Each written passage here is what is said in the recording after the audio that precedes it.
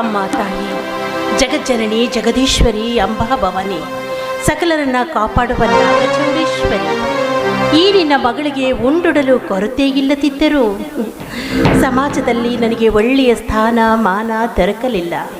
ಹಾಳಾದ ಈ ದೇವದಾಸಿಯ ಪದ್ಧತಿಗೆ ಸಿಲುಕಿ ಒಡೆಯನ ಸೂಳೆಯಾಗಿ ಸೆರಗು ಹಾಸುವ ಹಾಗೆ ಮಾಡಿದೆ. ಆದರೆ ಒಂದೇ ಬಳ್ಳಿಯ ಹೂಗಳಂತೆ ಅರಳಿ ನಿಂತ ನನ್ನ ತಂಗಿ ಈ ಹಾಳಾದ ದೇವದಾಸಿ ಪದ್ಧತಿಯವಳಿಗೆ ಸೋಂಕು ತಗಲದಂತೆ ಕಷ್ಟಪಟ್ಟು ಅವಳನ್ನು ಓದಿಸಿ ವಿದ್ಯಾವಂತಳನ್ನಾಗಿ ಮಾಡಿ ಸರ್ಕಾರಿ ಕೆಲಸ ಗಿಟ್ಟಿಸಿಕೊಳ್ಳುವ ಭರವಸೆಯಲ್ಲಿ ಇದ್ದಾಳೆ. ಅಮ್ಮ, ನನ್ನ ತಂಗಿಯ ಭರವಸೆಯನ್ನ ನೀನೇ ಕಾಪಾಡು ತಾಯಿ, ನೀನೇ ಕಾಪಾಡು.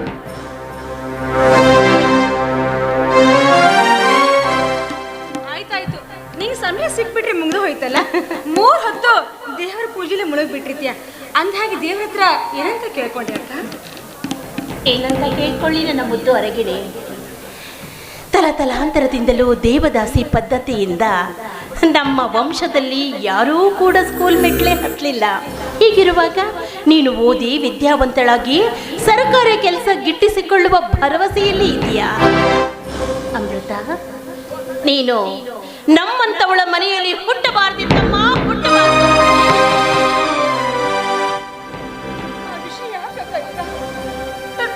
ನನ್ನ ಮನಸ್ಸಿಗೆ ತುಂಬಾ ನೋವಾಗುತ್ತೆ. ಎಂತ ಕಡು ಬಡವರ ಮನೆಯಲ್ಲಿ ಹುಟ್ಟಿದ್ರು ಕೂಡ ಮನಸ್ಸಿಗೆ ನೆಮ್ಮದಿ ಇರ್ತಾ ಇತ್ತು. ತಿನ್ಲಿಕ್ಕೆಂತೂ ತಂದೆ ಇಲ್ಲದೆ ಇದ್ರು ಕೂಡ ಸಂತೋಷವಾಗಿ ಜೀವನ ಮಾಡಬಹುದಾಗಿತ್ತು. ಆದ್ರೆ ಇಲ್ಲಿ ವಜ್ರ, ವೈಡೂರ್ಯ, ಆಸ್ತಿ, ಅಂತಸ್ತು ಎಲ್ಲವೂ ಇದೆ. ನಾವಿಬ್ರು ಪಟ್ಟ ಮಾತ್ರ ಮನಸ್ಸಿಗೆ ಚುಚ್ಚುತ್ತರ ನೋವು. ಆ ದೇವರಿಗೆ ನಾವೇನೋ ಅನ್ಯಾಯ ಮಾಡಿದ್ವಿ. ಇಂಥ ಹಾಳು ಸಂಪ್ರದಾಯದ ಕೊಟ್ಟಲ್ಲಿ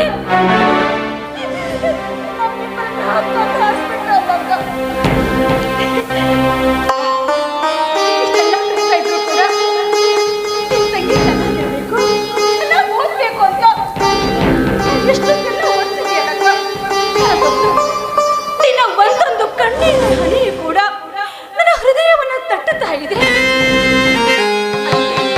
ನಾನು ಕೂಡ ಅಷ್ಟೇ ಕಷ್ಟಪಟ್ಟು ಹೋಗಿ ಇನ್ನೇನೋ 1 ತಿಂಗಳು ಅಥವಾ 10 ದಿವಸದಲ್ಲಿ ನನಗೆ ಅಪಾಯಿಂಟ್ಮೆಂಟ್ ಆರ್ಡರ್ ಸಿಕ್ಬಿಡುತ್ತೆ. ಆಗ ನೋಡ್ತಾ ಇರೋ ನಿನಗೆ ಯಾವುದಕ್ಕೂ ಕಡಿಮೆ ಇಲ್ಲ. ನನ್ನ ಅಕ್ಕ ಮಹಾರಾಣಿ ತರ ಇನ್ ಮುಂದೆ ಯಾರು ಹಂಗೂ ಇಲ್ಲದೆ, ಯಾರ ದೊಡ್ಡ ಬಡವನು ಇಲ್ಲದೆ ನನ್ನ ಅಕ್ಕನ ಮಹಾರಾಣಿ ತರ ಅಕ್ಕ. ಆದ್ರೆ ಒಂದು ಮಾತು, ಏನಮ್ಮ? ಇದ್ರ ಮಧ್ಯ ನಮ್ಮ ಕಣ್ಣೀರಿಗೆ ಕಾರಣವಾಗಿದೆಯಲ್ಲ ಆ ದೇವದಾಸಿ ಪದ್ಧತಿ. ಆ ಪದ್ಧತಿ ಎಂಬ ಕಿಚ್ಚು ಹೃದಯಕ್ಕೆ ಚುಚ್ಚು ಚುಚ್ಚು ನೋವನ್ನು ಕೊಡ್ತಾ ಇದೆ. ಬಿಡಲ್ಲ, ಹೇಗಾದ್ರೂ ಮಾಡಿ ಅದರ ವಿರುದ್ಧ ಹೋರಾಡಿ ದೇವದಾಸಿ ಪದ್ಧತಿಗೆ ನಾನು ಮುಕ್ತಿ ಕೊಡಿಸ್ತೀನಿ ಅಕ್ಕ. ನಾನು ಹೋರಾಡ್ತೀನಿ. ಬೇಡ. ಈ ದೇವದಾಸಿ ಪದ್ಧತಿ ನಿನ್ನೆ ಮೊನ್ನೆಯದಲ್ಲ, ತಲತಲಾಂತರದಿಂದಲೂ ಬಂದಿರುವುದು. ಆ ಅನಿಷ್ಟ ಪದ್ಧತಿಯನ್ನು ಹೋಗಲಾಡಿಸುವುದು ಅಷ್ಟೊಂದು ಸುಲಭದ ಕೆಲಸವಲ್ಲ ತಾಯಿ, ಕೆಲಸವಲ್ಲ.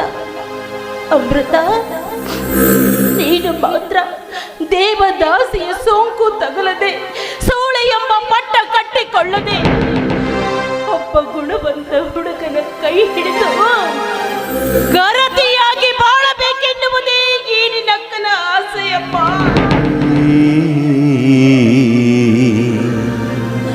ನನ್ನ ಆಸೆ ನೆರವೇರಿಸ್ತೆ ಅಲ್ವಾ?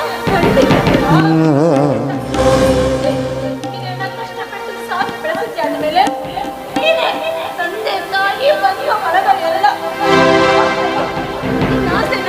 ಖಂಡಿತವಾಗೂ ನೆರವೇರಿಸ್ತೀನಿ. ಈ ಪದ್ಧತಿಗೆ ಬೆಂಕಿ ಹಾಕಿ ಒಂದು ಒಳ್ಳೆಯ ಗುಣವಂತ ಹುಡುಗನ ನೋಡಿ ಕೈ ಹಿಡಿದು ಆಶೀರ್ವಾದವನ್ನು ಪಡಿತೀನಿ. ಆದ್ರೆ ಏನಮ್ಮ?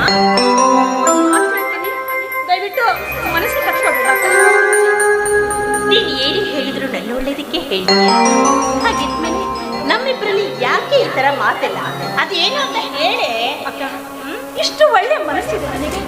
ತಂಗಿನ ಮಗನ ಸಾಕು ಅಂತ ಒಳ್ಳೆ ಗುಣ ಇದೆ. ಆದ್ರೆ ಆ ಒಡೆಯ ದುರಹಂಕಾರಿ, ದುಷ್ಟನೀಚ, ಮಾನಿನಿಯರ ಮಾನ ಹಾಳು ಮಾಡುವ ಆ ರಣರಾಕ್ಷಸ. ಅವ್ನ ಸಹವಾಸ ಯಾಕೆ ಬಿಟ್ಬಿಡಕ್ಕ?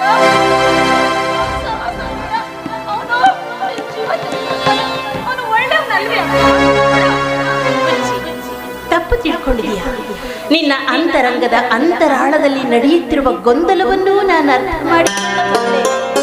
ಆದರೆ ಒಡೆಯನಿಗೆ ನಿನ್ನ ಮೇಲೆ ಕೆಟ್ಟ ಅಭಿಪ್ರಾಯವಿದ್ದರೆ ಯಾವತ್ತೋ ನಿನ್ನನ್ನು ಅವನ ತೋಳ್ದಿಟ್ಟೆಯಲ್ಲಿ ಬಂದಿಯನ್ನಾಗಿ ಮಾಡ್ತಾ ಇದ್ದ.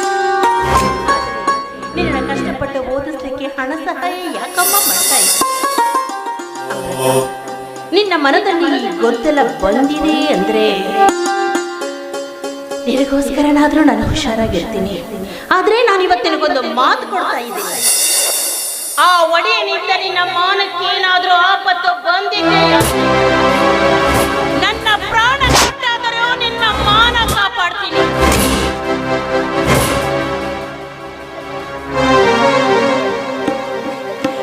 ನಿನ್ನ ನಂಬಿಕೆ ಸುಳ್ಳಾಗ್ತಿದೆ ಅಂತ ಆ ದೇವ್ರನ್ನ ಕೇಳ್ಕೊಳ್ತೀನಿ. ಅಕಸ್ಮಾತಾಗಿ ಅಂತ ಸಮಯ ಬಂದ್ರೆ ಇಬ್ರು ಬಿದ್ದು ಹೋರಾಡೋಣ. ನನಗಿನ್ನೇನು ಕೆಲಸ ಸಿಗೋ ತುಂಬಾ ಹತ್ರದಲ್ಲಿದೆ. ನಿನ್ ತಂಗಿ ಆದಷ್ಟು ಬೇಗ ಕೆಲಸಕ್ಕೆ ಜಾಯಿನ್ ಆಗಲಿ ಅಂತ ಆ ನಾಗಚೌಡೇಶ್ವರಿ ಆಶೀರ್ವಾದ ಕೆಲಸ ಸಿಗುತ್ತೆ. ಸರಿನಾ?